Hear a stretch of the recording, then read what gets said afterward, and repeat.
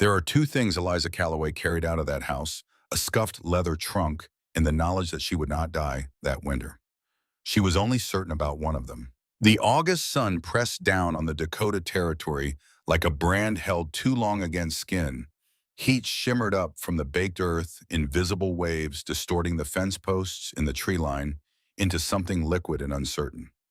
Eliza stood at the edge of the road in front of the only home she had ever known and did not cry.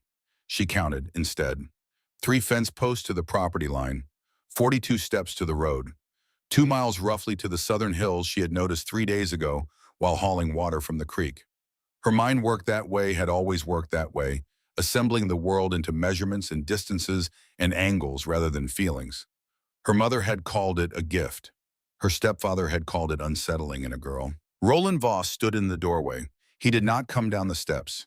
He kept one hand on the doorframe as if the wood were holding him upright, and he spoke to the space between them rather than to her face directly. "You are not my blood," he said.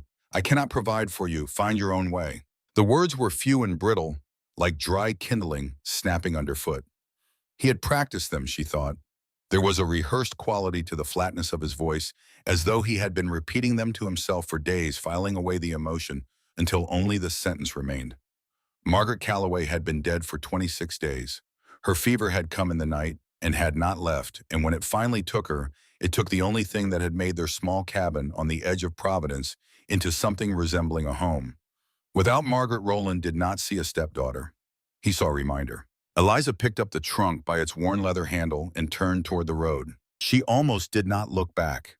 She had told herself she would not have made that small, private promise somewhere in the sleepless hours of the previous night. But at the last moment, something pulled at her, some instinct older than pride, and she turned her head. In the single upstairs window, half hidden behind the warped glass, stood Clara. Clara Voss was 8 years old and shared her father's dark eyes and her father's silence. But in this moment, her silence was of an entirely different kind. She had pressed one small hand flat against the glass, not waving, not quite, more like the gesture a person makes when they want to hold something in place that is already leaving. Her face was perfectly still, the way children's faces go still when they are trying very hard not to show what they understand. Eliza stopped walking. For 3 full seconds, she stood in the road with the trunk bumping against her leg and looked at that small hand on the glass, and something moved through her chest that had no name she could reach for quickly. It was not the grief of leaving. It was something sharper than that, more specific. Clara had not chosen any of this. Clara had stood in that window and watched and understood, and she had no words for it yet and no power to change it, and so she pressed her hand to the glass and held on. Eliza lifted 2 fingers in the briefest possible acknowledgement. Then she turned and walked. She did not look back again.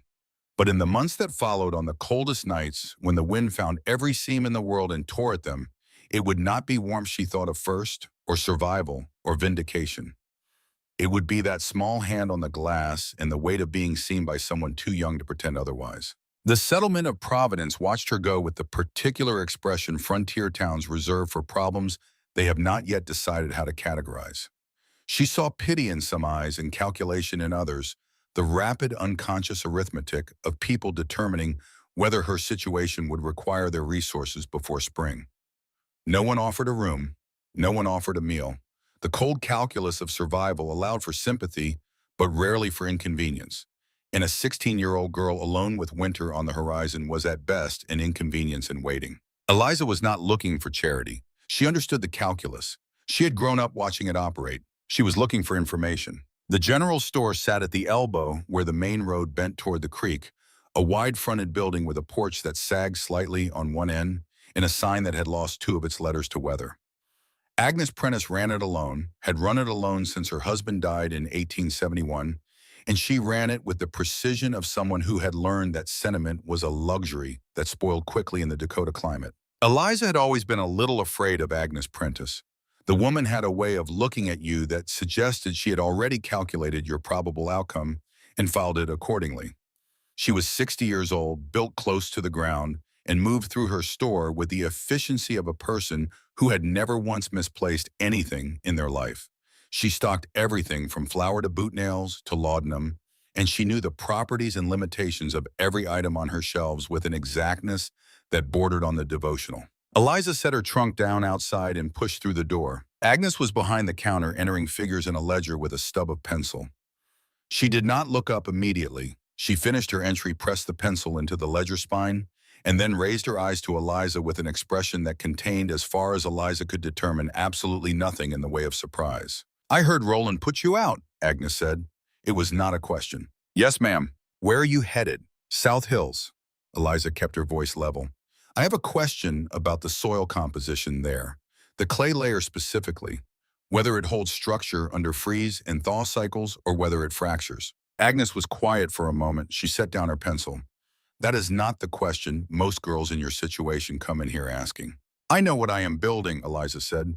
"I need to know if the material will cooperate." Something shifted in Agnes's expression, though it was subtle enough that Eliza might have imagined it. The older woman moved around the counter and went to the window that faced south, looking out for a moment at the hills visible in the middle distance, soft and bronze in the August heat. "South-facing clay around here runs sandy," Agnes said finally. "More silica than the north-facing slopes. Binds well when dry. Excellent compression strength." She paused. "But it fractures under the freeze-thaw cycle if you do not reinforce it properly. My husband built his first brick kiln from it. The walls cracked through the first winter." Another pause, longer this time. "He rebuilt it with a different mixture. He knew how to fix his mistakes." She turned back from the window and looked at Eliza directly. "He died before he could teach me all of it," she said. "But he taught me enough that I know when someone is about to make the same error he made." "I'm not building a brick kiln," Eliza said. "No." Agnes studied her for another moment. "You are building something considerably more ambitious and considerably more likely to kill you if you get the details wrong." She walked back behind the counter and picked up her pencil again. "The clay you want is not on the surface. It is underneath the sandy layer, perhaps 18 inches down. Denser, more elastic. Mix it with cut grass and it will hold a wall together through a Dakota winter." She opened her ledger. "That is what my husband would have told you." Eliza understood, without being told directly, that the conversation was over. "Thank you," she said. Agnes had already returned to her figures. "Do not thank me," she said without looking up. "I am telling you the properties of soil. What you do with that information is your own concern." Eliza picked up her trunk and left. She did not see Agnes set down the pencil a second time after she had gone, did not see the older woman open a small drawer behind the counter and remove a folded piece of paper. It was a list written in Agnes's precise and economical hand of names. Families that might need assistance before March. People whose resources she had quietly calculated to be insufficient for a winter of unusual severity. She unfolded it, smoothed it on the counter, and wrote at the bottom in her small, careful script, "Eliza Calloway, South Hills." Then she folded it and put it back in the drawer. She did not do this with malice. She did it the way she did everything, which was to say, practically and without sentiment.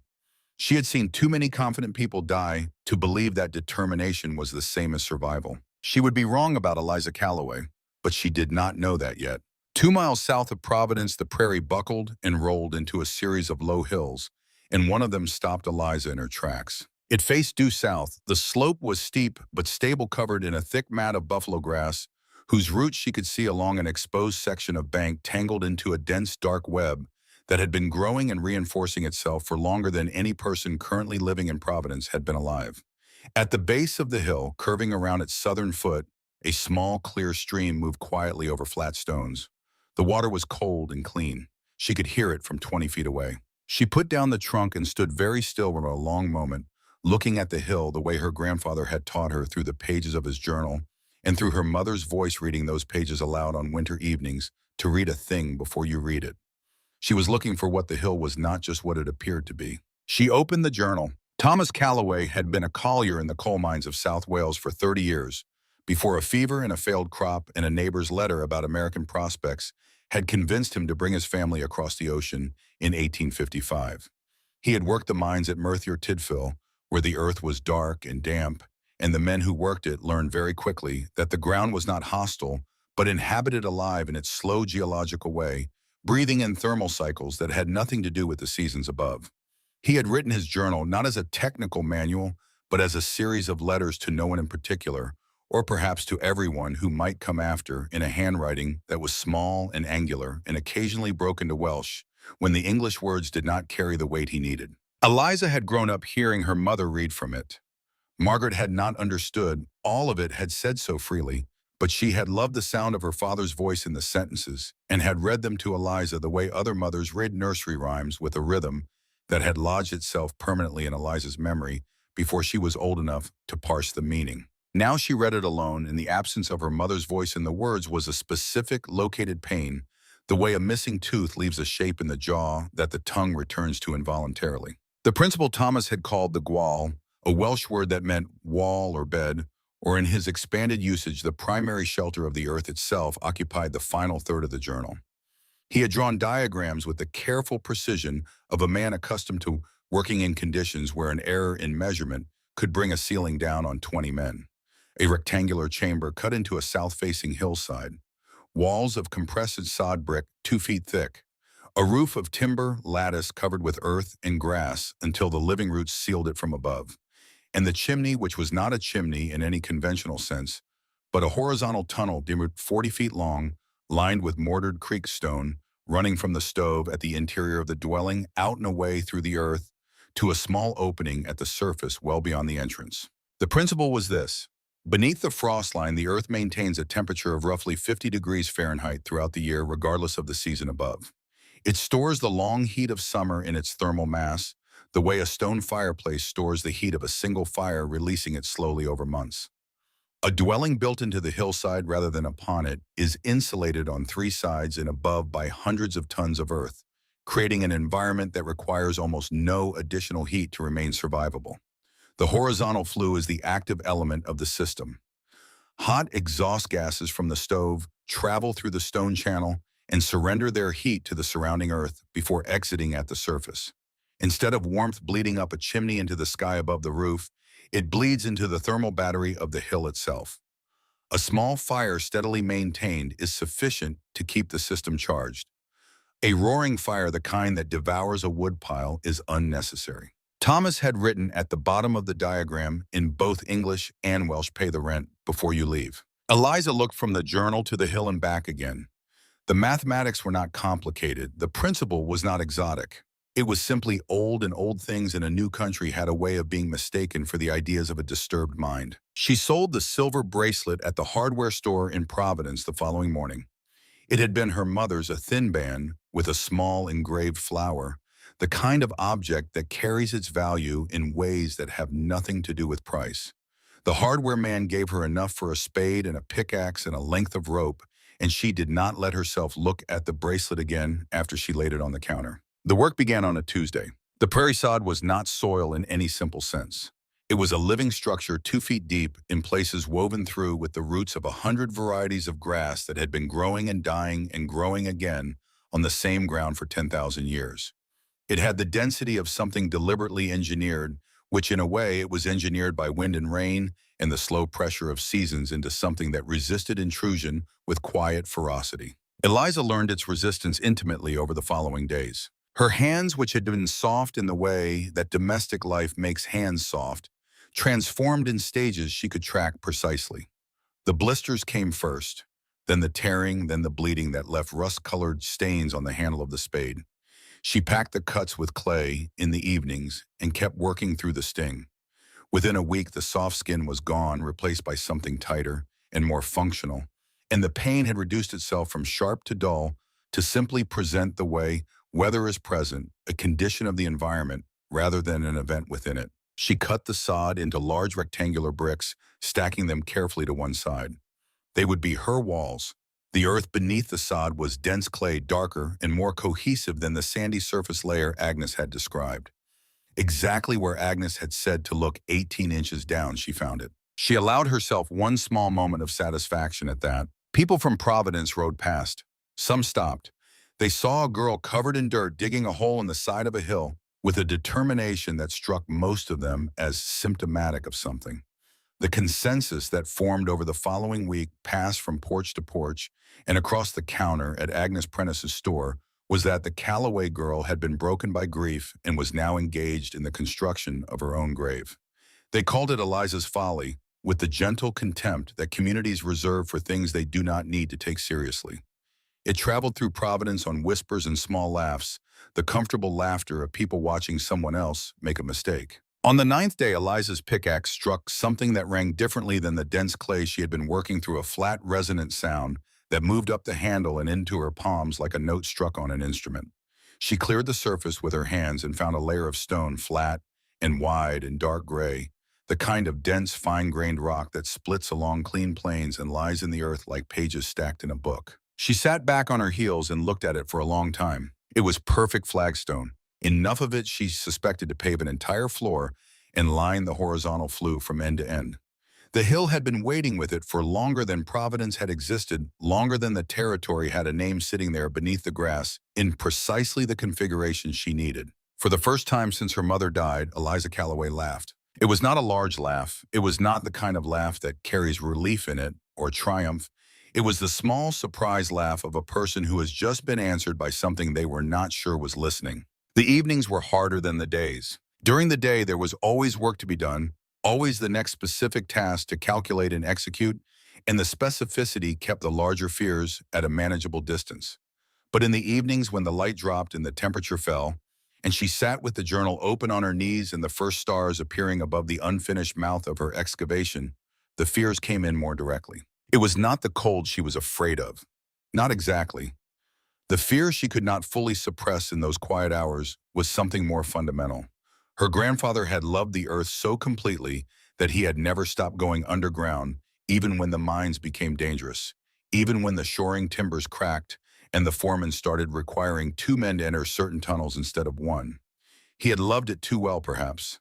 And a tunnel had killed him in 1861, caved in during a wet spring when the clay had loosened around the support beams, and he was 43 years old and had never met his granddaughter and never would. The question that came to her in the dark was this: what if his love of the earth had made him see what he wanted to see, rather than what was actually there?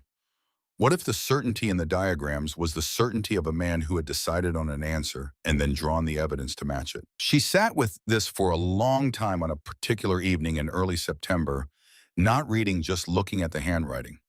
It was a specific kind of handwriting, cramped and forward-leaning, the writing of someone who wrote quickly because the thought was moving faster than the hand could follow.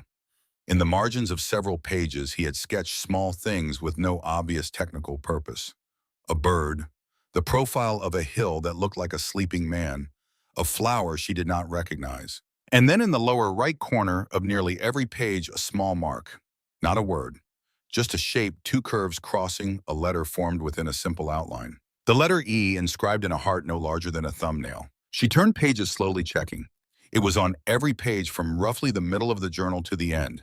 He had done it so consistently that it could not have been absent-minded. It was deliberate. It was intentional. It was for someone. Her mother's name was Margaret. There was no one in the family she knew of whose name began with E, not in Wales, not in America, except Eliza, who had been born 6 years after Thomas Calloway died. She understood that this was perhaps not the explanation. The mark might have been a Welsh symbol, a shorthand for something technical, the initial of a friend or a lost child, or a word in a language she did not fully read. She had no way to know. The journal did not explain it. The journal simply carried it, page after page, this small, repeated gesture towards something or someone that Thomas had kept private even in his most private writing. Eliza looked at the mark on the current page for a long time. Then she closed the journal and stood up and went back to the excavation, and she did not stop for the rest of the night until the stars were fading and the eastern sky had begun to show its first gray suggestion of morning. She could not explain what had changed, only that it had. A week after that, Daniel Marsh appeared. He came from the north on a bay horse checking his trap line, and he would have ridden past without stopping, except that he was constitutionally incapable of passing something unusual without investigating it. He was 19 years old, broad across the shoulders from years of outdoor work, with his mother's light eyes, and a habit of chewing on the inside of his cheek when he was thinking that he had never quite managed to break. His surname was different from his stepfather's because his mother had kept his biological father's name when she remarried, and Edmund Hartwell had accepted this without comment, which was characteristic of Edmund, who expressed his feelings primarily through silence and structural integrity. Daniel pulled up short when he saw the excavation, the neat stacks of sod brick, the growing mound of displaced earth, and the girl at the center of it covered in clay up to her elbows. "What are you building?" he asked. Eliza straightened and looked at him without particular concern. "A house?" He looked at the hillside, at the rectangular cut she had made in its face at the depth of the chamber she had already achieved. "In the ground. My grandfather was a coal miner. He spent 30 years underground and never died of cold once." Daniel was quiet for a moment, working through this. Then, because he had no immediate answer, and the logic seemed to require some response he had not yet formulated, he nodded once, touched the brim of his hat, and rode on. That evening, sitting across from his stepfather at supper, he described what he had seen. Edmund Hartwell listened without interrupting, which was his way. When Daniel finished, Edmund set down his fork with a deliberateness that meant he was choosing his words. "Stay away from there," Edmund said. Daniel did not argue. He knew better than to argue with Edmund when Edmund used that particular register of quiet. But he went to sleep that night thinking about the logic of the thing, about the mathematics of mass and insulation drawing shapes in the dark behind his closed eyes that he could not quite resolve into a conclusion. The following week, on his next run of the trap line, he stopped his horse at the edge of the hill and sat watching Eliza work for a moment. Then he tied the horse to a cottonwood branch, walked to the stream, filled a pail with water, and retrieved the half loaf of bread he had wrapped in cloth that morning, with no particular reason he had allowed himself to examine too closely. He carried both to the edge of the excavation and set them down without speaking. Then he walked back to his horse and rode away. Eliza looked at the pail and the bread for a moment. She had not eaten since morning. She picked up the bread and ate it without sitting down, and used the water to mix a batch of clay mortar. And the mortar she mixed that afternoon held better than any she had made before, and she did not think too carefully about whether the quality of the water or the quality of her concentration was responsible for the difference. It was on a Thursday in late September that Edmund Hartwell came to the hill. He came alone, which was how Edmund preferred to do things that he considered serious without an audience. He dismounted with the careful economy of a large man who has learned to move precisely, and he stood at the edge of Eliza's excavation and surveyed what she had accomplished with an expression that moved through several registers before settling on something that looked from a distance like professional offense. The chamber was already 8 feet deep at the back wall, sloping up to 7 feet at the entrance. The sod brick walls of the front face were rising in careful courses, each brick offset from the one below it, the seams staggered like masonry work. She had framed the entrance with timbers from a cottonwood that lightning had brought down along the creek. The floor was laid with the flagstones she had found flat and level, fitted together without mortar, because the fit was tight enough to need none. Edmund looked at all of this for a long time without speaking. "Child," he said finally. His voice was low and carried the particular authority of a man who had spent 30 years building things that stood up. "What do you think you are doing?" Eliza kept working.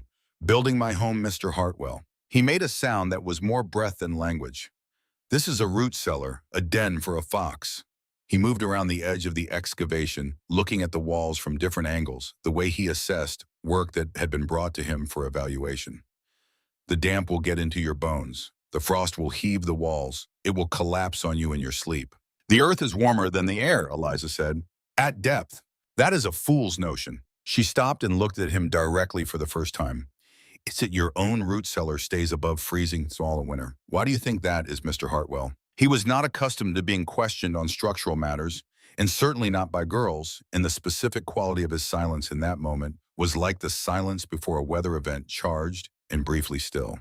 "A proper log home," he said, "with a sound stone fireplace. That is how a man survives a Dakota winter. You have no foundation. You have no real chimney. You will die in this hole." Eliza held his gaze. Something in her had settled during the weeks of work, some internal architecture that the digging had built alongside the external one. She was tired and her hands hurt, and she had not slept more than 4 hours at a stretch since she had come to this hill, but she was not rattled by Edmund Hartwell or by the certainty he wore like a second coat. "My walls will be 2 feet of sod and 50 feet of earth," she said quietly. "Yours are 8 inches of wood.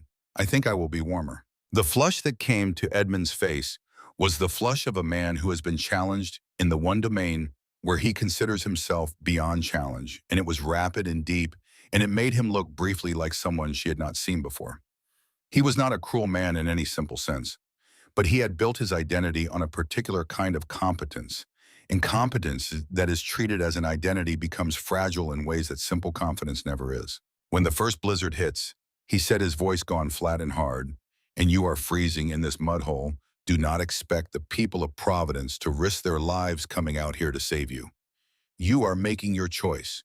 You will lie in the grave you are so busy digging." He turned, swung himself onto his horse, and rode north without looking back. Eliza watched him go. She did not feel the satisfaction of a point scored.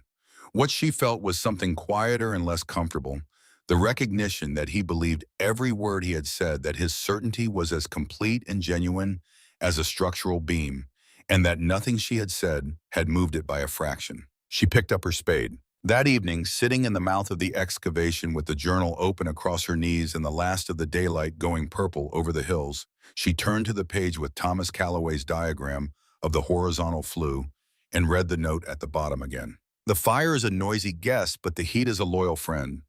Learn which one to invite into your walls." She had read this sentence more times than she could count. But this evening, with Edmund Hartwell's voice still present in her memory, and the small ache of his contempt still findable in her chest, she read it differently. She read it not as instruction, but as a kind of company. The voice of a man who had understood something that the people around him had not, who had written it down in a cramped, urgent hand and sent it forward through time in a leather-wrapped journal, trusting that it would find whoever needed it. He had not known her name. He had not known she would exist. But in the lower right corner of the page, just below the last line of the diagram, the small mark was there, as it was on every page, the letter E inscribed in its careful little frame. Eliza closed the journal. The following morning, she began digging the horizontal flue, and from across the distance that separated Providence from the South Hills, the new direction of her excavation, parallel to the earth rather than vertical, looked to every passing eye like the final definitive evidence that grief had finished whatever reason had started. Edmund Hartwell heard about it that afternoon and felt for the first time since he had ridden away from that hill completely certain he had been right. By the middle of October, two things were true simultaneously in the Dakota Territory. In Providence, Edmund Hartwell was finishing the last of his autumn chinking with the quiet satisfaction of a man who has done something correctly for the 30th consecutive year. 2 miles south, Eliza Calloway was burying her chimney, and the entire settlement had decided with the comfortable unanimity of people who do not need to examine their assumptions that she had lost her mind completely. What no one in Providence understood, because understanding it would have required standing still long enough to think, rather than simply react, was that these two activities were not comparable at all. Edmund was completing something. Eliza was inventing something. Those are different kinds of work, and they require different kinds of courage, and only one of them had any chance of surviving what was coming. The horizontal flue took 11 days to build. Eliza gathered the stone from the creek bed in loads, carrying it up the slope in her arms, and in a canvas sack she had traded for at Providence's dry goods counter with the last of the coins she had kept folded in her boot. The creek stone was ideal because water had already done the work of finding its weaknesses, had already cracked away the fragments that would have failed under pressure, leaving behind the dense and trustworthy.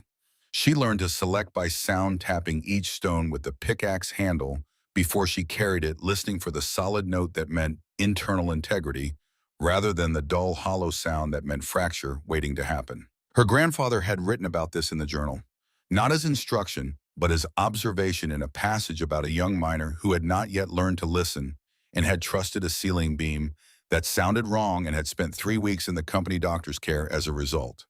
Thomas Calloway had believed deeply in the intelligence available to the senses if a person bothered to develop them, and Eliza had been developing hers for 11 days on the face of a Dakota hillside, and by the time she was selecting stone for the flue channel, she could distinguish 4 distinct grades of creek stone by sound alone. She mortared the channel with the clay mixture she had refined over the previous weeks, working it to a consistency that her hands now recognized without measuring.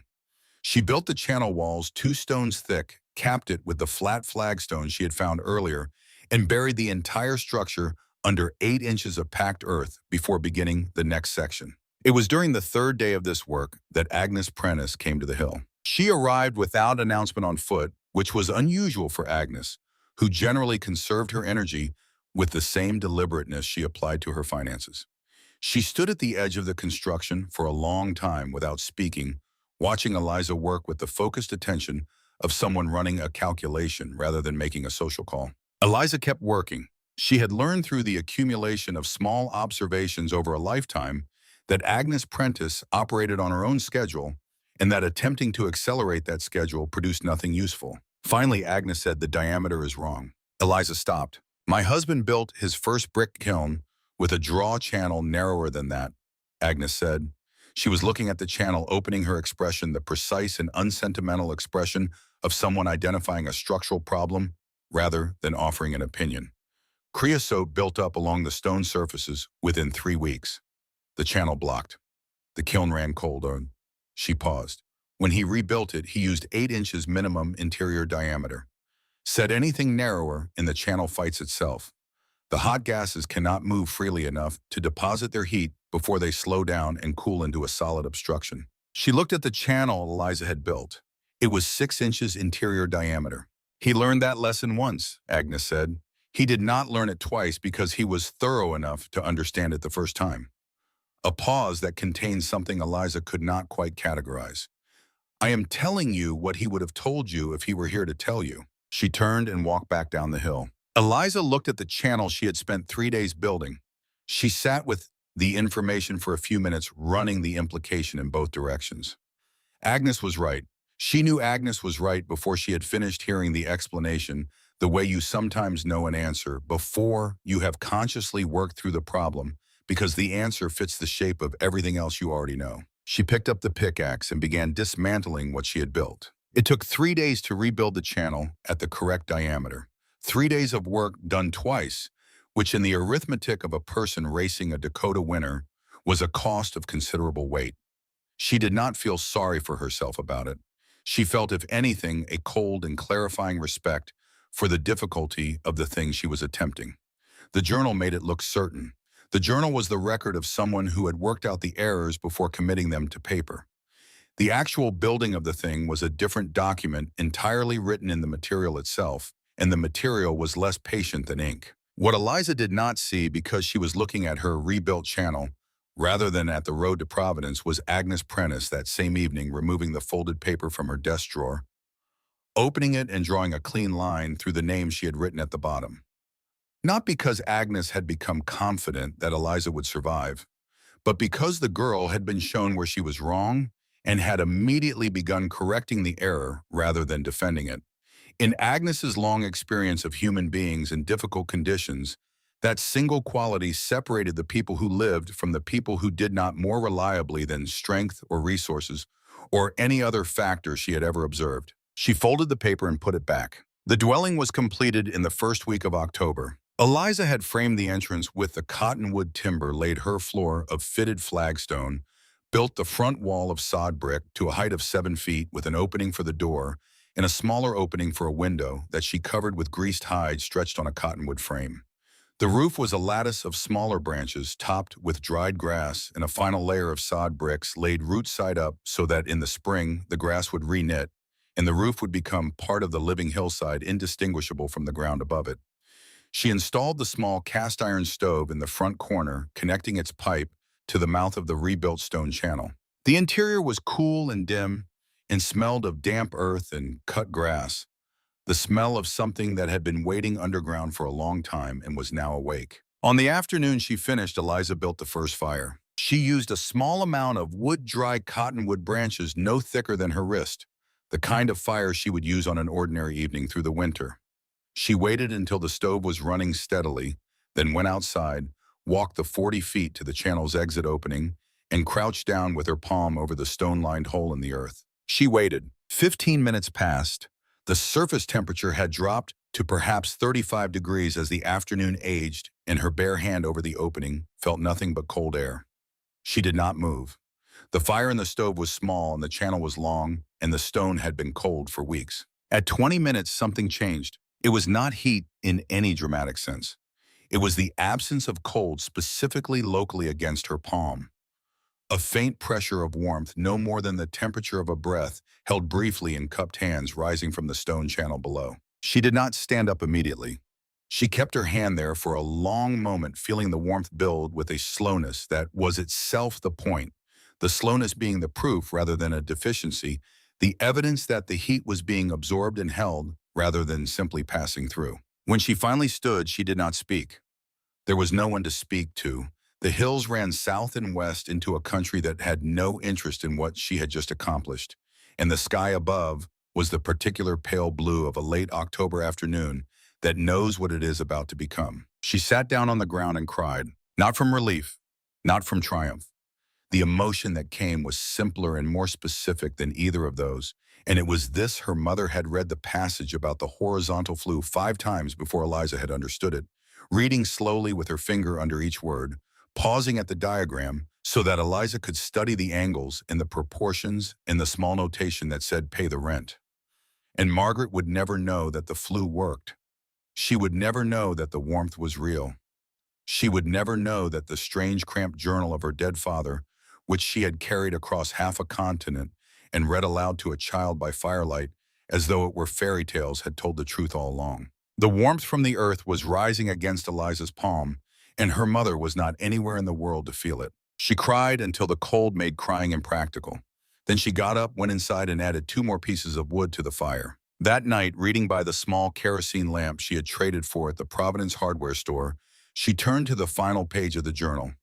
Below the sentence about fire and heat, which she had read 1,000 times, she noticed for the first time what she had somehow missed before. Tucked into the back cover, folded 4 times into a square no larger than her thumb, was a piece of paper she had never seen. She unfolded it carefully because the paper was old and the fold lines were deep. It was a drawing, not a diagram, not a technical sketch, but a drawing done by hand and pencil, imprecise, and clearly not the work of a draftsman. A hillside rendered in the loose, confident lines of someone who was recording something he could see in his mind rather than on paper. A small door in the face of the hill. From the door, or perhaps from a point near it, a thin wisp of something that could only be smoke. Below the drawing in Welsh, 2 words that she had to work through slowly, because her Welsh was imperfect and uncertain: Dinar Cartref. This is the home. Thomas Calloway had drawn this house before she was born. He had folded the drawing and kept it in the back of the journal that he had packed when he left Wales for America, the journal he had continued writing in until whatever date preceded his death in 1861. He had drawn a house that his granddaughter would build in Dakota Territory in 1883, before there was a Dakota Territory, before there was an Eliza. She sat with that for a long time. What it meant was not simple. He had imagined this house but had never built it, which meant either that the conditions had never been right, or that he had run out of time, or that he had intended it as a thing for the future rather than the present. He had carried the dream of it from Wales to Pennsylvania to wherever the Calloway family had finally tried to take root, and then he had died, and the dream had folded itself into the back of the journal and waited. She had not learned from her grandfather. She had finished something he had started and could not complete. That was a different kind of inheritance, entirely heavier and more specific than instruction, and it settled on her in the lamplight with a weight that was not burden but responsibility, which is a kind of weight you choose to carry. It was Daniel who came first to see what she had built. He arrived on a gray afternoon in early November, the sky the color of pewter, and the wind beginning to carry the first real threat of what was coming. He tied his horse at the cottonwood and walked to the door, and Eliza opened it before he knocked, having heard his footsteps on the stone she had laid outside the entrance. He stepped in, stopped, stood in the middle of the room, and was quiet for long enough that Eliza, who had grown accustomed to quiet, found herself waiting for whatever he was going to say with more attention than she expected. He was not touching the walls.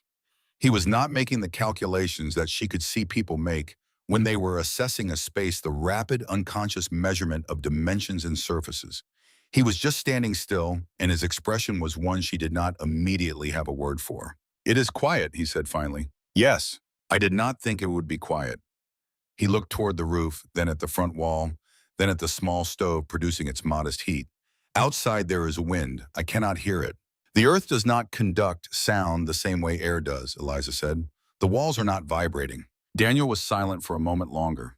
Then he took his satchel from his shoulder and opened it and withdrew a notebook, and inside the notebook were pages of pencil drawings that he laid on the table between them. Eliza looked at the drawings. They were his reconstructions of what he had seen and what she had told him during his 2 brief previous visits, assembled from memory and inference into diagrams that were not as precise as Thomas's, but demonstrated a structural logic that was independent and sound. He had gotten most of it right. The angle of the entry slope, the relationship between the stove position and the channel mouth, the depth of the front wall, and its connection to the hillside mass behind it.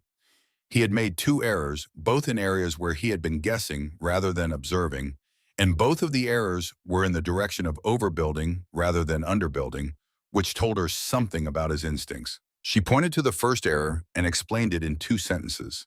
Then the second. Daniel looked at the corrections, made 2 marks in the margins, and nodded. "You drew this from memory," Eliza said. "After my second visit," he paused. "I needed to understand it, for myself." Why? He was quiet for a moment, looking at the diagrams rather than at her. "Because when I could not explain why it was right, I could feel that it was. And I have learned that when those two things disagree, the feeling is usually closer to correct than the explanation." He looked up. "My father taught me that about wood, about how a good joint feels before you can measure it." He said nothing else for a moment. Then, "I am going to tell my father what I have seen, not to convince him.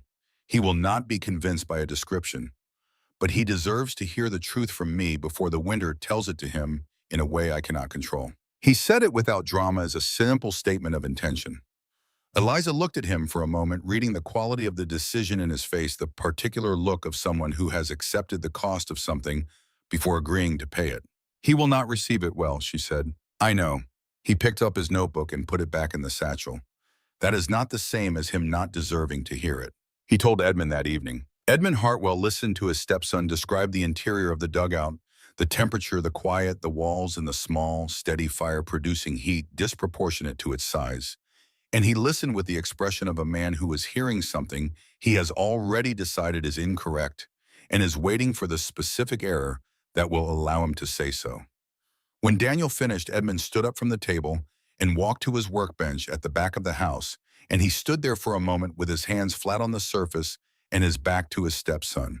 "Your stepfather said he is going to Providence," he said, finally, using the third person for himself the way he sometimes did when making pronouncements he was treating as formal rather than personal. Then he seemed to realize what he had said and corrected it. "I said I was going to Providence, and I am going. There is work to do before the weather turns." He did not turn around. Daniel stood in the kitchen looking at his stepfather's back and understood something he had suspected for a long time, but had never seen confirmed so clearly. Edmund was not angry because Eliza might be wrong. He was not even angry because Daniel had been visiting the hill after being told not to. He was standing with his back turned and his hands flat on the workbench because the thing Daniel had described, a house warm with a small firewalls that did not leak cold, the complete absence of the draft that tormented every log dwelling in the territory during a blizzard, was what Edmund had been trying to build for 30 years. It was what he had believed was impossible, not because he had tested the possibility, but because no one had shown him otherwise. And the architecture of a man's expertise is built on the things he has never been shown as much as the things he has. "I know you have work to do," Daniel said quietly. "I thought you should know. That is all."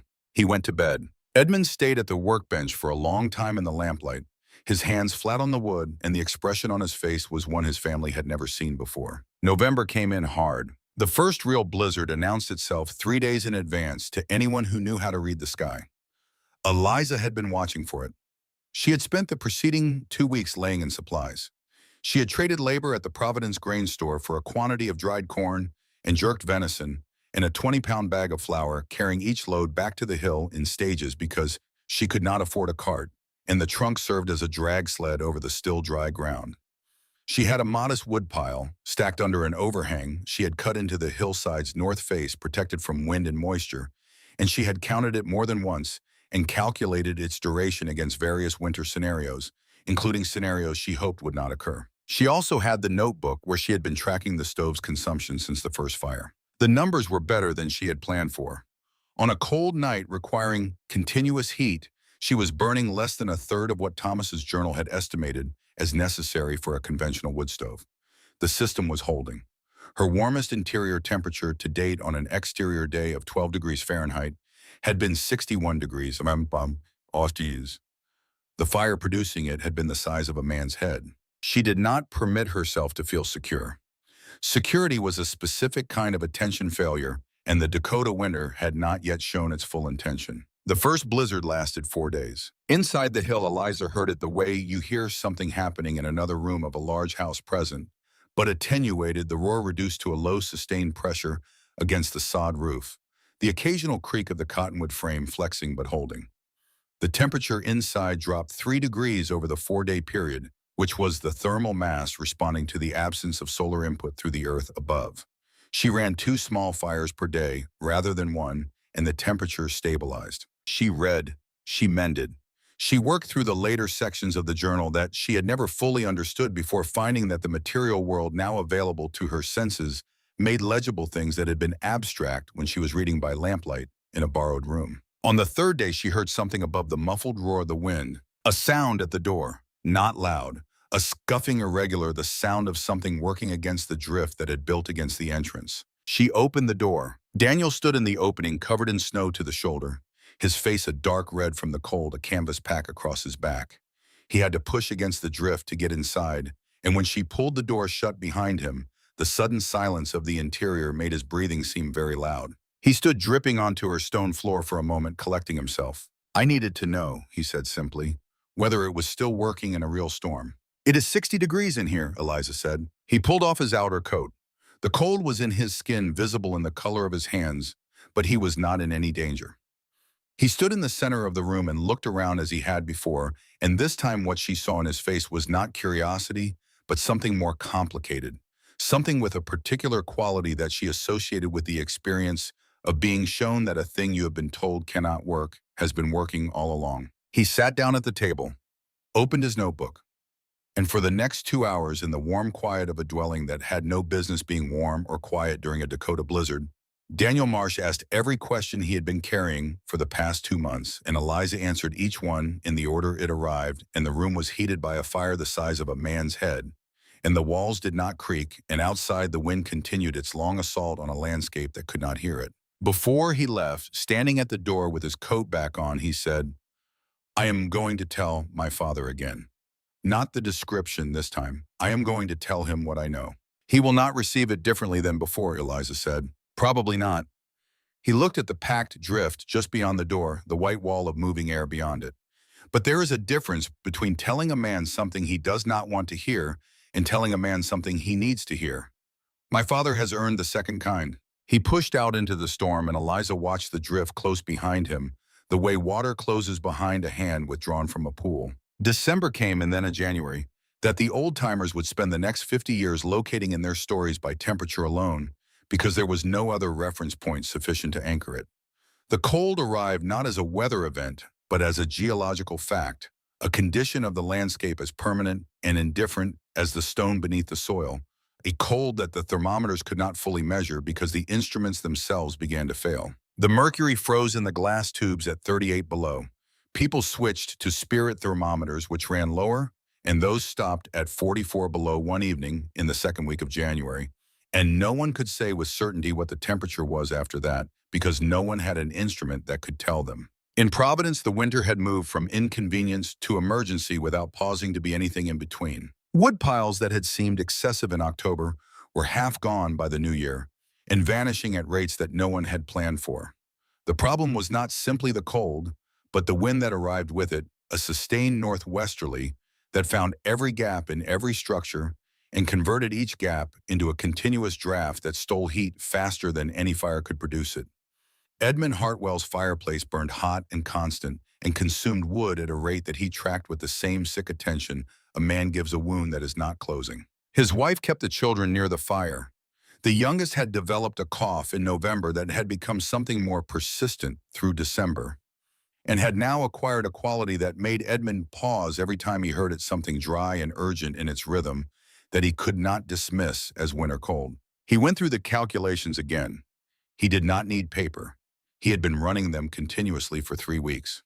The remaining wood against the probable remaining winter, the variables he could not control, the gap between what he had and what he would need. The gap was not closable. He sat at the table on the evening of January 14th and looked at the fireplace he had built with his own hands 12 years ago. The fireplace that had always been sufficient, that had always been more than adequate for any winter. He had known, and for the first time in his adult life, he understood that the past was not a reliable guarantee of the future, and that a life built on accumulated expertise could arrive without warning at the edge of a problem that the expertise could not solve. He sat for a long time. Daniel came in from checking the livestock, knocking snow from his coat at the door. He looked at his stepfather's face and then looked away. And in that brief look, there passed between them a kind of communication that required no language, because they were both men who had spent their lives working with materials and measuring what was necessary and what was not, and they both knew what the face of a man who has run the numbers and does not like the answer looks like. "I am going to Providence," Edmund said. "The storm is starting again," Daniel said. "You can hear it." "I know." He stood up and went to the coat rack. He pulled on his heaviest coat, the one he wore only when there was no choice about going outside, the one that had cost him a month's work in trade, and which he had maintained for 11 years with the same care he gave his best tools. Daniel watched him. "Father," he said. The word came out with a weight he rarely gave it, carrying in its single syllable everything they did not usually say to each other. Edmund put on his hat. He wound the muffler twice around his face, leaving only his eyes. He did not tell Daniel where he was going because Daniel already knew, and saying it would have required Edmund to form a sentence that he was not yet capable of forming. He opened the door and the wind came in like something that had been waiting, and he went out into it and the door swung shut behind him. Outside, 2 miles south, inside a hill that the residents of Providence had spent 3 months calling a folly, in a grave a small fire burned in a cast-iron stove and the walls exhaled a warmth that had been accumulating since August. And the temperature was 60 degrees, and Eliza Calloway was reading by lamplight and listening to the storm with the specific quality of attention you give a noise that cannot reach you. She did not yet know that Edmund Hartwell was moving through it toward her door. But 40 feet from that door, rising from a stone-lined opening in the snow, a thin, lazy wisp of vapor climbed into the frozen air and was taken immediately by the wind and gone. And if you had known what you were looking at, you would have known that something down there was breathing. Edmund Hartwell had built 41 structures in his life. He had built them from pine and oak and cottonwood and riverstone, had built them in summer heat. In autumn rain had built them for families who had nothing and for men who had considerable resources and wanted their wealth made visible in the permanence of what they owned. He had built a church, 2 grain stores, a schoolhouse, and more cabins than he could count, without the ledger he kept in the top drawer of his workbench. Every one of those structures was still standing. Not one of them had failed. He thought about this as he moved through the storm, leaning into the wind with his head down and his muffler packed hard against his face, because thinking about his work was the only discipline he had that was stronger than the particular kind of fear he was feeling, which was not the fear of the cold.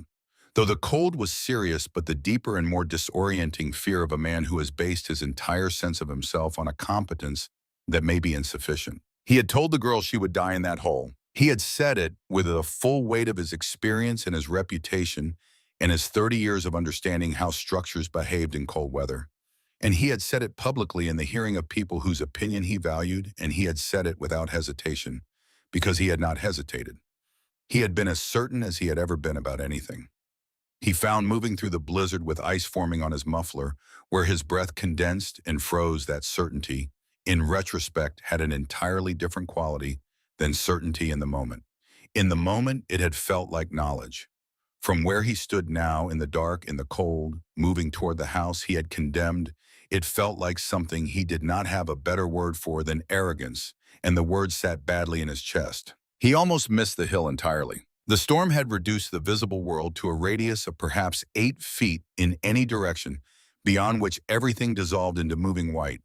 He was navigating by the creek sound on his left and the slight upward grade of the ground beneath his feet, and twice he had to stop and recalibrate because the wind pushed him sideways, and the creek sound moved in a way that did not correspond to his expectation. He fell once into a drift that came up to his hip, and getting out of it cost him more than he expected, and he lay on the surface for a moment afterward, breathing hard, with the cold pressing down through his coat towards something vital. He thought about his youngest child coughing in the firelight. He got up. He found the hill not by seeing it, but by the change in the wind. When he moved into the lee of its mass, a sudden reduction in the direct force of the storm that told him something large and solid was behind him and to his right. He turned into it and moved along its base until his boot hit stone, the flat stones Eliza had laid in front of her entrance, and then he looked up and saw what he had come to find. Not a door, not a light, not any of the conventional signs of habitation that he would have been looking for. A wisp of vapor rising from a small stone-lined opening in the snow, perhaps 4 feet above the grade, thin as a breath, pale as milk, climbing maybe 3 feet before the wind took it and erased it. It was the most unimpressive chimney he had ever seen in his life. It was the laziest, most diffident declaration of a fire's existence he could have imagined. A real chimney, a proper chimney, would have been throwing a column of smoke 20 feet into the air and losing heat into the atmosphere in a plume visible from half a mile. This wisp of vapor had already given everything it had to give before it left the ground. He understood it in that moment, not completely, not in the way he would understand it later, sitting warm with a bowl of stew in his hands and listening to a 16-year-old girl explain the architecture of what she had built. But enough. Enough to know what the wisp meant, which was that the heat was going somewhere other than the sky, and that somewhere was the hill itself, and that the hill was what was keeping the interior warm, and that he had been measuring the wrong thing when he had stood at the edge of her excavation in September and seen a hole in the ground rather than a dwelling. He found the door buried in drift up to his chest and beat on it with both fists because his hands were not reliable enough for a proper knock. He heard his own voice come out raw and uneven, saying something, her name probably, and the word for help, though he was not certain he needed help in the way people usually meant when they said that word. What he needed was harder to name than help. The door opened. The warmth did not rush out the way warmth rushes from a heated building into cold air. It came out the way warmth comes from the ground in early spring, gentle and total, and somehow unconditional, as though it had not been manufactured, but had simply always been there, waiting to be accessed. The light from the lamp was yellow and steady and did not flicker because there was no draft to make it flicker. And standing in it was Eliza Calloway, 16 years old, wearing a wool dress with no coat, no shawl, no extra layer of any kind. She looked at him with an expression that contained no triumph in it whatsoever. He had been prepared for some variant of triumph, had been steeling himself against it on the entire journey, and the absence of it caught him more completely off guard than the warmth had. "Come inside," she said. "Close the door behind you." He did both. The room was small and curved slightly where the hillside pressed against the plastered back wall, and the ceiling was low enough that he had to angle his head slightly near the entrance, and the floor was flat stone, fitted without mortar, and none of this was what held his attention. What held his attention was the wall. He had been a builder for 30 years. He knew walls the way musicians know instruments by the quality of response they gave back when you engaged them. He had laid hands on thousands of walls testing for plumb and for density and for the particular way cold transferred through a surface, which was never absent, only more or less present, even in the best insulated structures he had ever built. He crossed the room in 3 steps and put his palm flat against the back wall. The wall was warm. Not warm in the relative sense, not merely less cold than the air outside. Warm in the absolute sense, warm the way the ground is warm on a July afternoon when you press your hand into the soil below the surface. A living warmth that came not from anything burning nearby, but from the accumulated patience of the earth that constituted the wall itself. It radiated against his palms steadily, and without variation, the same temperature at every point he tested top and bottom and center, as though the wall were a single continuous body rather than a structure. He stood there for a long time with his hand against the wall and said nothing. The shaking that had been cold began to change into a different kind of shaking, and he turned away from the wall because he was Edmund Hartwell, and he was not going to let a 16-year-old girl see what was happening to his face. Eliza had moved to the stove and was ladling something from the pot into a bowl.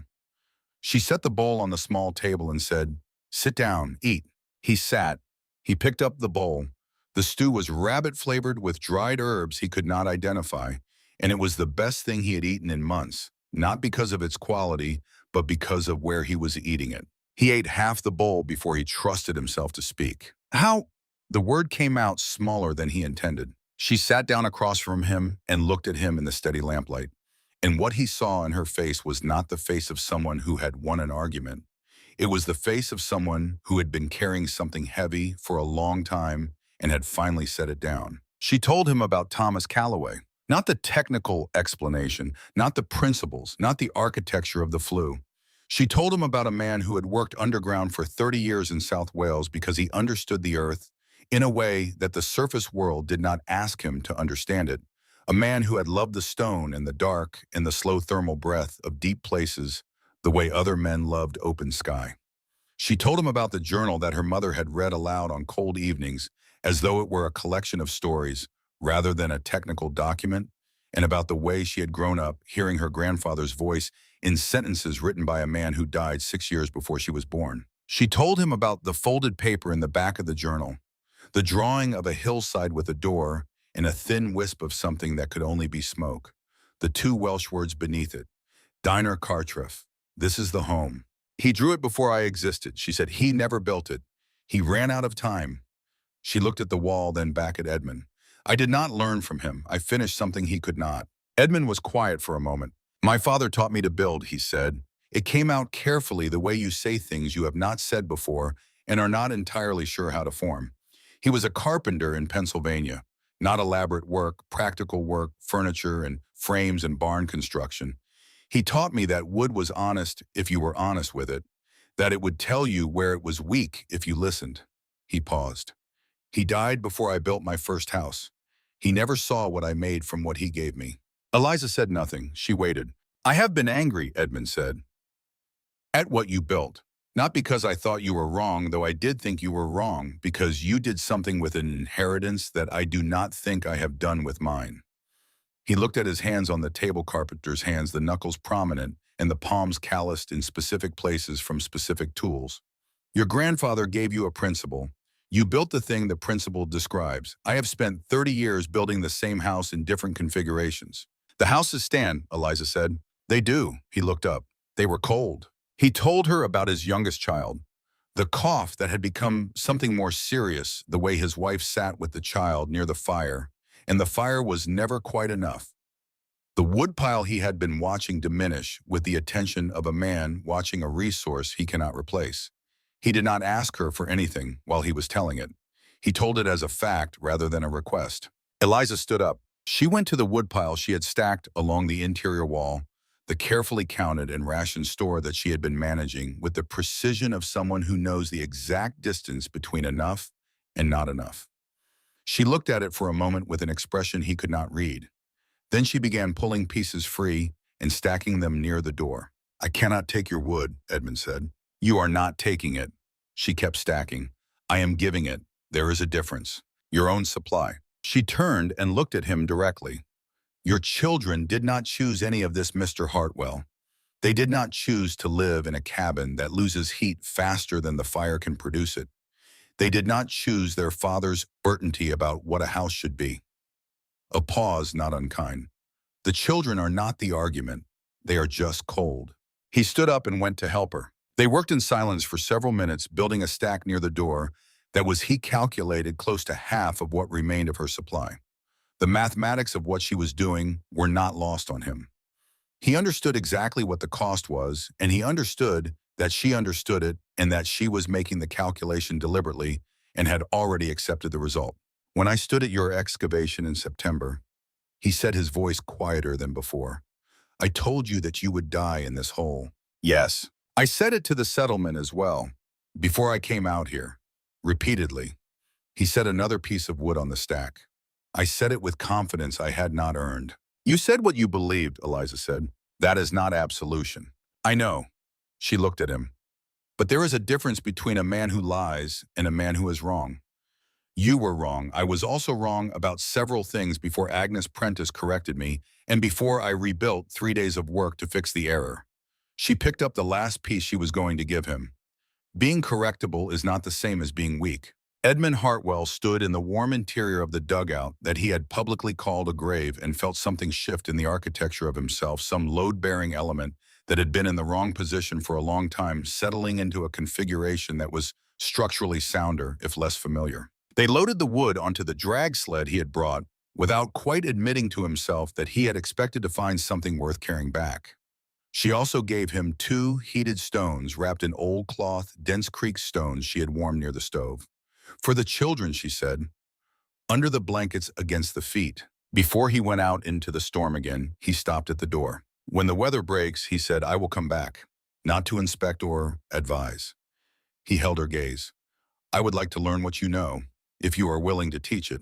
Eliza considered this for a moment that was not entirely without its own quiet satisfaction. I have been willing since September, she said. He nodded once, pulled his muffler up, and went out into the dark. She listened to the storm close around the sound of the sled moving north, and then there was only the wind and the small, steady voice of the stove, and she sat down at the table and looked at her reduced wood pile, and did the calculations again with the new numbers, and the margin was thinner than she liked. But it was still a margin, and she had learned over the previous 5 months that a margin, however narrow, was the only thing between a situation and a catastrophe, and a narrow margin honestly counted was worth more than a comfortable one built on false arithmetic. The winter of 1883 broke in the second week of March. It did not break gently. It broke the way a fever breaks all at once, and then not the temperature rising 10 degrees in a single afternoon, and the snow softening from the surface down, and the creek running again in the night, with a sound that woke Eliza from sleep, because she had not heard moving water in 2 months, and the sound was stranger and more welcome than she had words for. Providence emerged into the thaw the way a person emerges from a long illness, cautiously taking inventory. There were losses. Not as many as there might have been, but enough that the spring had a particular quality of sobriety to it, a communal reckoning with the distance between what had been prepared and what the winter had actually required. Edmund Hartwell came to the hill on the first clear day as he had said he would. He brought his tools and his 2 sons and Daniel, who carried his notebook with the diagrams he had been revising all winter, and he brought also a quality of attention that Eliza had never seen from him before, a particular stillness and receptivity that was the expression of a man who has set down a thing he was carrying for a long time and found that his hands were free to hold something new. They were going to build for the Holt family first. William and Martha Holt had lost most of their root cellar stock to frost penetration when the foundation of their cabin cracked in January, and they were starting the spring with less than they needed and a structure they no longer trusted. Edmund and Eliza stood together at the south-facing slope the Holts had identified and walked it in the early morning light, and Eliza showed him what she looked at when she was reading a hillside, the angle of the sun's path, the drainage patterns, the way the grass grew differently where the soil composition changed. He listened with the quality of attention he had previously reserved only for wood.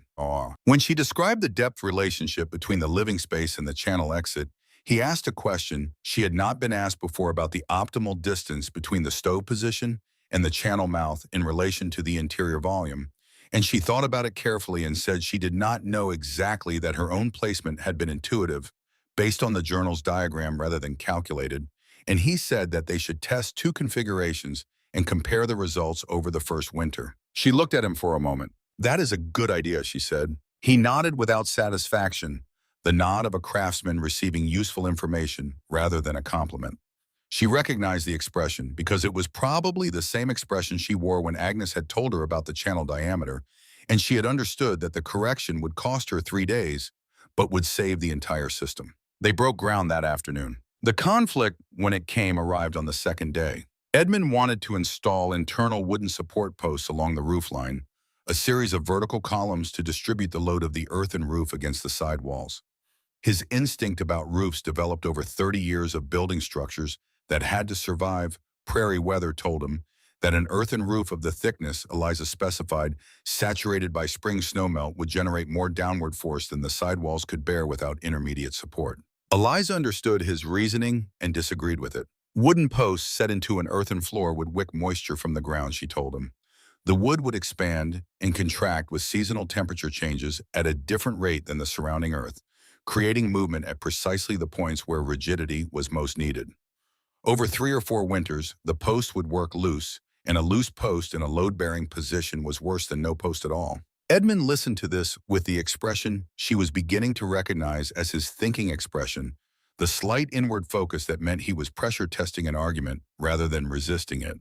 "Then what carries the load?" he said. It was a genuine question, not a challenge. "The sod roof does if the courses are laid correctly," she said. "The arch of the earth transfers the load laterally into the hillside. The sidewalls are not bearing the vertical load the hillside is. The posts would interrupt that transfer without providing equivalent support." He was quiet for a longer moment. His 2 sons were watching. Daniel was writing in his notebook. "If we wrap the posts in clay," Edmund said, "packed tight, sealed at the base with the same mortar mixture as the walls, we eliminate the moisture wicking. We match the thermal movement closely enough that the differential expansion becomes negligible." Eliza thought about this. She thought about it for long enough that Edmund did not interrupt her, because he had learned in 40 years of working with other craftsmen that the pause before an answer was where the quality of the answer lived. "Yes," she said, "that works." Daniel wrote it down without comment, but when he looked up from the notebook, There was something in his expression that neither of them acknowledged directly, the particular expression of someone watching two people think together for the first time and recognizing that the result is better than either of them would have reached alone. They used clay-wrapped posts. Eliza directed the thermal architecture, the orientation, the channel, the wall depths, the roof composition. Edmund directed the structural framing, the entry support, the interior organization that made the space livable for a family of four rather than a solitary 16-year-old girl. The house they built together was not simply Eliza's design improved. It was something that neither of them would have built independently, a structure that combined the thermal intelligence of the Callaway method with the structural sophistication of 30 years of practical building experience, and the combination produced something that was genuinely greater than either of its constituent intelligences. They called it the Providence Dugout, though the name came from the community rather than from either of its builders, who both found names less interesting than results. Agnes Prentice came on the fourth day. She arrived without announcement, as she had at Eliza's Hill in October, and she stood at the edge of the construction for a time watching. She said nothing for a long period. Edmund's sons had learned by this point not to expect conventional social behavior from Agnes Prentice and went on working without acknowledging her presence. Finally, she set down the basket she had been carrying, a covered basket that turned out to contain cornbread and a jar of preserved plums and a quantity of dried venison, and she said to no one in particular, "Men doing real work need food at midday."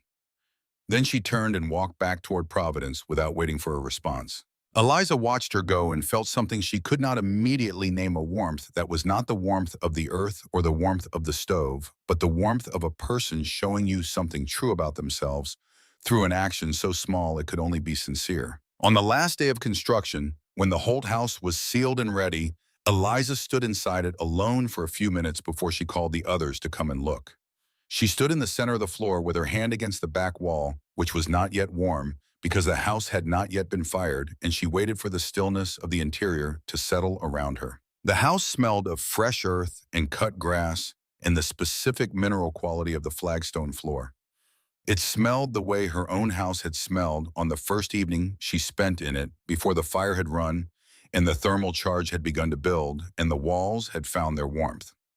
It smelled like a beginning. She thought about William and Martha Holt spending their first winter in this house, and about the children they would have eventually, and about those children growing up, understanding as simply and completely as they understood anything that the earth beneath their feet was not something to be fought or excluded or built against, but something to be partnered with, to be understood on its own terms, which were slow and patient and entirely reliable if you were slow and patient enough to learn them. She thought about Thomas Callaway, who had known all of this and had drawn a picture of it in a folded piece of paper and put it in the back of a journal that had crossed an ocean and a continent and arrived eventually in the hands of the person who would build the thing he had imagined. She placed her palm flat against the wall one more time. It was cool now. It would not stay cool. When the Holt family moved in 3 weeks later, on a mild April afternoon with the first real warmth of the year in the air, Martha Holt touched the same wall and turned to Eliza with an expression that Eliza recognized because she had worn it herself, the expression of someone feeling something that does not match what they were told to expect. "It is already starting to warm," Martha said, "and we have not lit the stove yet." "That is the earth," Eliza said. "It has been warming since February. We just gave it a room to put the warmth in." By the end of that first summer, 4 Providence dugout structures had been built on the south-facing slopes around the settlement. By the following autumn, the number had doubled. Edmund Hartwell built 3 of them himself, and on each one he brought a question to Eliza that she either answered or thought through with him until they arrived at an answer together, and on each one Daniel added pages to the notebook that had begun as a set of diagrams drawn from memory on a cold November night. Thomas Greer, the young carpenter, who had dismissed Eliza at the community meeting with the word lucky, came to Edmund in July and asked to be shown the construction method. Edmund told him to ask Eliza.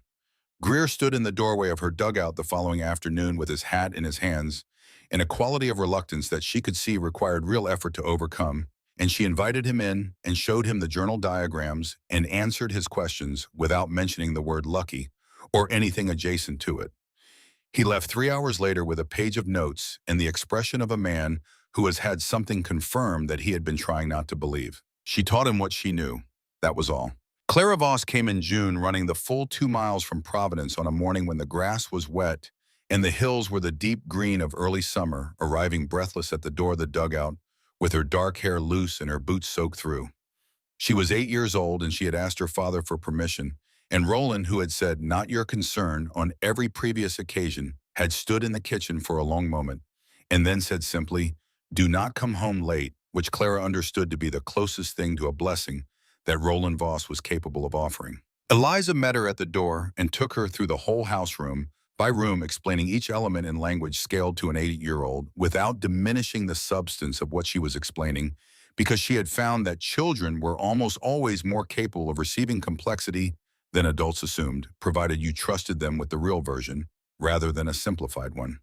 Clara asked 7 questions, 5 of which were perceptive enough that Eliza had to take a moment to formulate an answer, and 2 of which she could not fully answer at all, and she told Clara so honestly. "I do not know yet," she said. "I am still learning." Clara seemed to find this more interesting than a complete answer would have been. She came back the following week and the week after that. By August, she had developed a habit of sitting at the small table with one of the books from the trunk and reading quietly while Eliza worked, and the silence between them was the comfortable silence of people who understand each other without requiring continuous explanation. It was not the sisterhood that Roland had prevented and could not quite prevent now that his refusal had become logistically impossible. It was something that did not have a name already assigned to it, something built from small, accumulated presences, the way the thermal mass of the hill was built from small, accumulated degrees of warmth, patient, inconsistent, and ultimately formidable. In the evenings that summer, when the work was done and the light was long, and the prairie ran gold to the horizon, Eliza would sometimes sit in the entrance of the dugout with the journal in her lap and read the same passages she had been reading since she was small enough that her mother had to hold the book. They meant different things now than they had meant then, and different things than they had meant in the cold, desperate focus of the autumn, and she expected they would continue to mean different things as the years accumulated, and she brought to them an experience she did not yet have. On a particular evening in late August, she turned to the final page and read the last sentence one more time. "The fire is a noisy guest, but the heat is a loyal friend. Learn which one to invite into your walls." She had been turning this over for a year now, the way you turn a stone in a current, wearing it smooth by continued handling.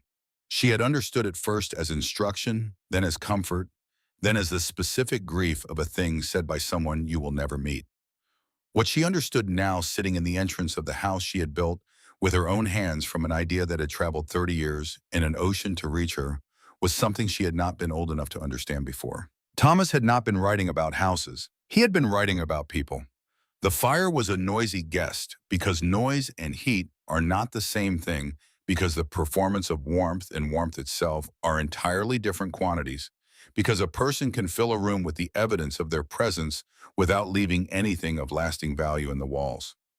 The loyal heat was what remained after the noise was gone, the warmth that had been deposited quietly into the substance of the people around you, invisible and constant, and only recognized fully when the cold came and the fire was out, and you discovered that the walls themselves were warm. Her grandfather had been writing about the difference between a person who occupies a life and a person who charges it. She looked out at the prairie going gold in the evening light and thought about all the people who had been in the walls of her life.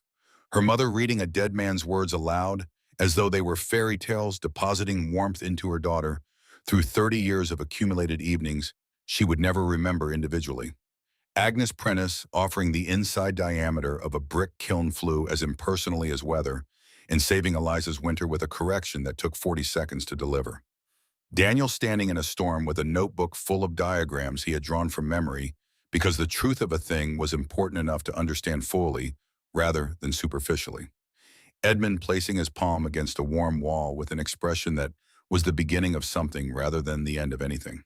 Clara pressing her hand to a cold window. Eliza turned to the back of the final page and picked up the stub of pencil she kept inside the cover. She wrote below her grandfather's last sentence in her own hand, smaller and neater than his had been. "Grandfather, I built it. I will pass it on." She closed the journal and sat in the last of the evening light, and the hill behind her was warm, and the warmth was not from the fire she had built that morning, but from every day of the long summer and the summer before it and the summer before that, stored in the patient dark earth and released now gently and without fanfare into the night.